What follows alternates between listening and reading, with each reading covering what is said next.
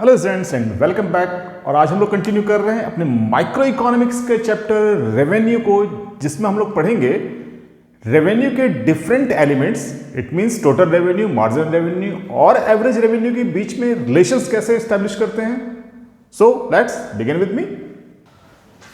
सो students, हमारे पास थे तीन एलिमेंट्स, एक T R, A R and M R, यानी कि टोटल रेवेन्यू, एवरेज रेवेन्यू और मार्जिनल रेवेन्यू। तो रेवेन्यू के इन डिफरेंट एलिमेंट्स या डिफरेंट कॉन्सेप्ट्स के बीच में रिलेशंस को दो सिचुएशन में स्टडी किया जाता है। First,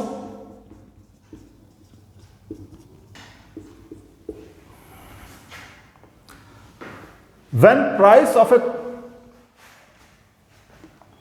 price of commodity is constant, और सेकंड सिचुएशन है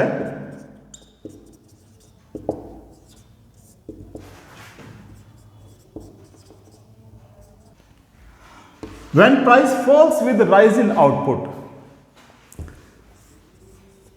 तो इन दो सिचुएशन में हम डिफरेंट कॉन्सेप्ट्स के बीच में रिलेशंस को पढ़ते हैं।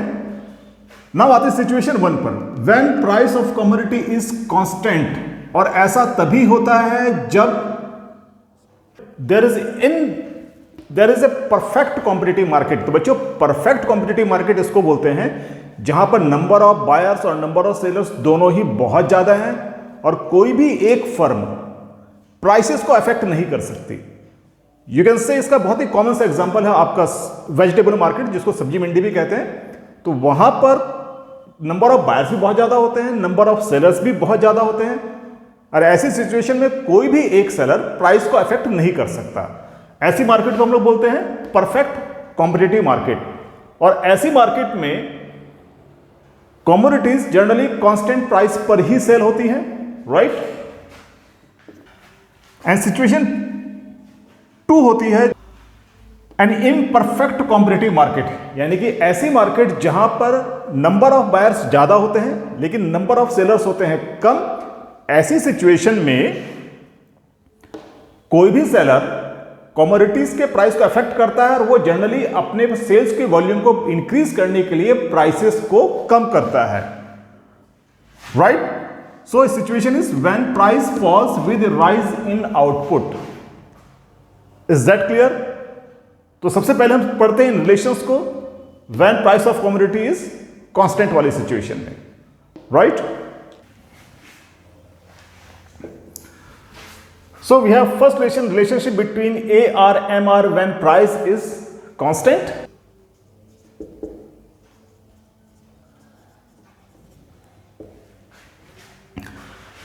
In this situation, the firm can sell more quantity at constant price, and generally it happens in perfect competitive market.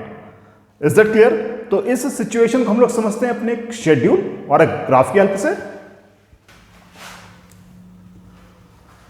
So we have in a schedule unit sold AR, TR and MR, and unit sold है 1, 2, 3, 4 and 5।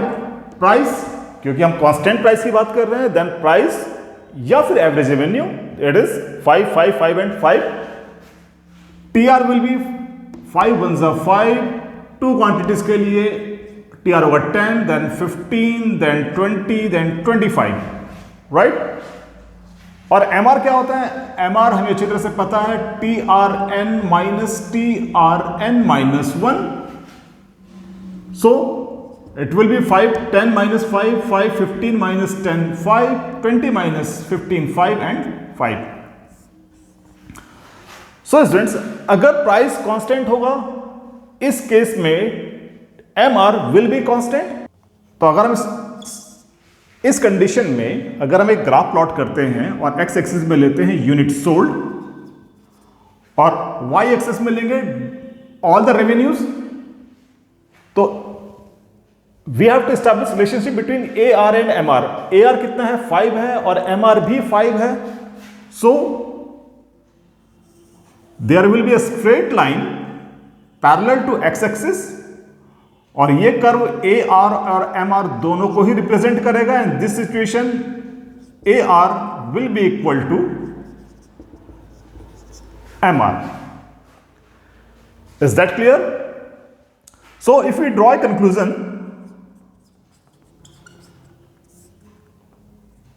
सो जो first conclusion होगा, at all level of output A और M R दोनों एक दूसरे के equal होंगे।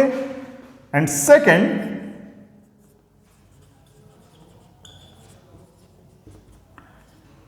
Demand will be perfectly elastic. और ऐसे सिचुएशन में डिमांड परफेक्टली इलास्टिक होगी। इट मींस कमोडिटी के प्राइस कितने भी हों, demand will rise.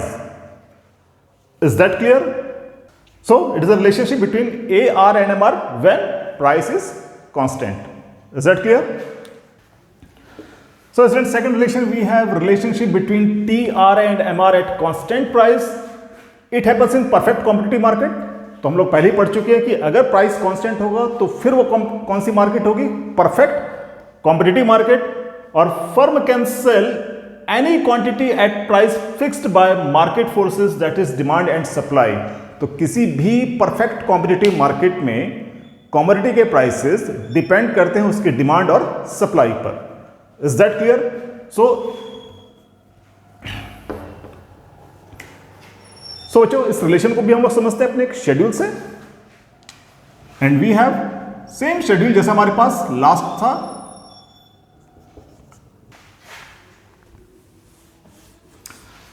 So again we have same schedule, unit sold 1 2 3 4 and 5। Price क्योंकि कांस्टेंट है, so A R will be constant, 5 5 and 5। And TR again will be 5, 10, 15, 20 and 25. So MR first unit में it will be remain 5, then 10 minus 5, 5, 5, 5 and 5. So students, we have relationship between TR and MR. तो TR एक constant speed में rise कर रहा है, right? And MR is constant. So if we draw a curve,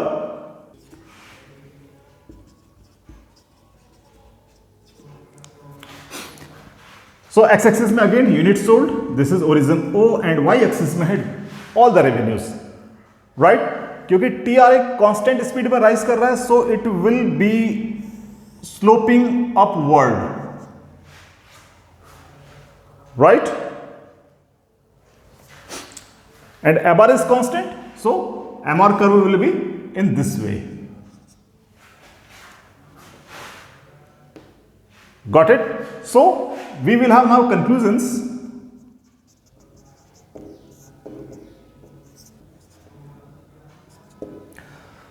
So we have conclusions. TR curve slope upward, MR will be parallel to x-axis and MR will be equal to AR.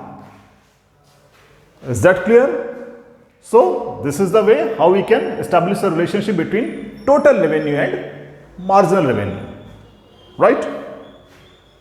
Now students, अब हम उन्हीं relations को पढ़ते हैं situation number second में, यानी कि price falls with rise in output. Is that clear? So first relationship between AR and MR. In this situation, the firm can increase its sales volume by decrease in price. तो ऐसी किसी भी situation में अगर firm अपना sales volume बढ़ाना चाहती है तो उसको अपने प्राइसेस को डिक्रीज करना पड़ता है। And second point is from sale of every additional unit TR falls, और इसमें TR हर बार कंपैरेटिवली डिक्रीज होगा। और इस तरह की सिचुएशन राइज होती है when there is imperfect competitive market, जहां पर नंबर ऑफ बायर्स तो ज्यादा है लेकिन नंबर ऑफ सेलर है कम। Is that clear? और ऐसी मार्केट को हम बोलते हैं इम्परफेक्ट कॉम्पिटिटिव मार्केट। तो इसको हम लोग समझते हैं अपने एक शेड्यूल से। सो स्टूडेंट्स, अब हमारे पास शेड्यूल डिफरेंट होगा। हमारे पास है commodity quantity 1, so we have quantity 1 2 3 4 and 5। Now क्योंकि अब प्राइस कांस्टेंट नहीं है, प्राइस फॉल हो रहा है, तो हम प्राइस लेंगे 5 4 3 2 एंड 1। और इस सिचुएशन में TR will be 5 8 3 3 9 4 2 8 and 5 1 5।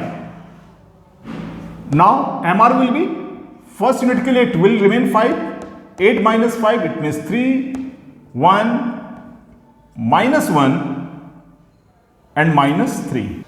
So after n volume, MR becomes negative, right?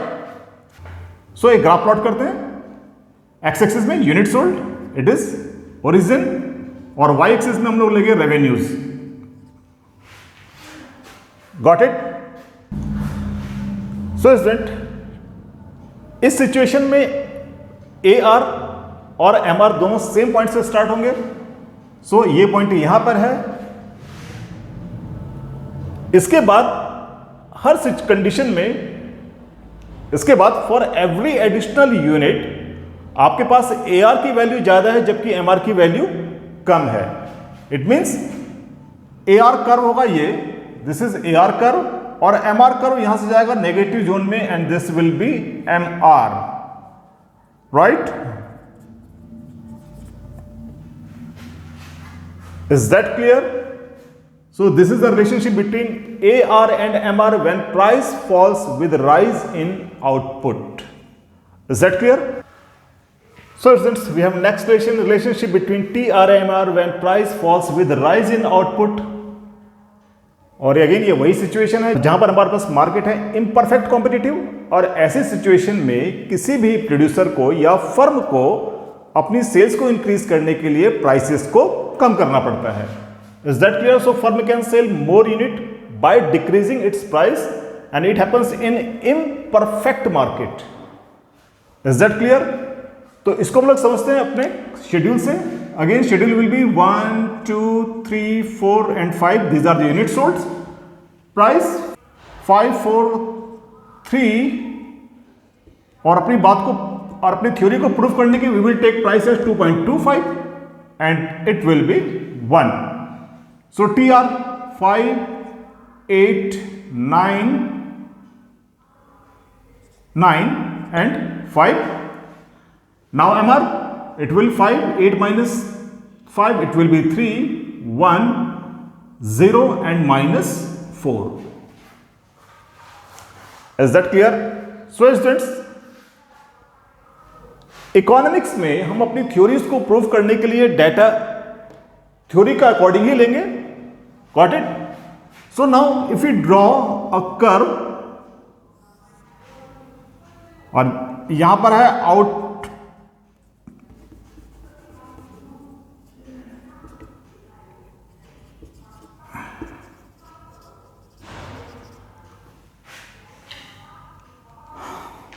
So now curve will be total revenue.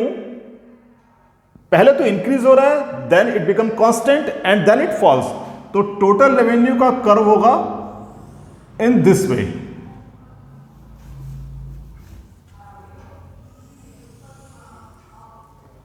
So total revenue का कर्व होगा इस तरह से कि पहले ये इंक्रीज होगा, then it become constant and finally it falls. और जहां पर TR मैक्सिमम है वहां पर MR है 0. तो this curve will move in this way, right? This is curve of MR जो कि पॉजिटिव एक्सिस से स्टार्ट होता है. देन जहां पर TR का मैक्सिमम होगा वहां पर MR एक्सिस को कट करेगा. It means MR become 0 and finally MR becomes negative. So इस ग्राफ और शेड्यूल के बेसिस पे अगर हम कंक्लूजन ड्रॉ करते हैं, so first conclusion we have, as long as MR is positive, यानी कि जब तक MR पॉजिटिव होगा TR इंक्रीज होगा. Is that clear? Second, when MR is 0 TR is maximum, right? And third conclusion, when MR is negative TR falls, right? So students, these are relationships between different concepts of revenue. इसके अलावा इस chapter से आपके पास आते हैं practical problems. We will take it in another video, so stay tuned. So students, if you have any kind of query or you need any kind of explanation for any topics, then you can write it on your comment section. If you have learned something from these videos, then you can like and subscribe the channel and stay tuned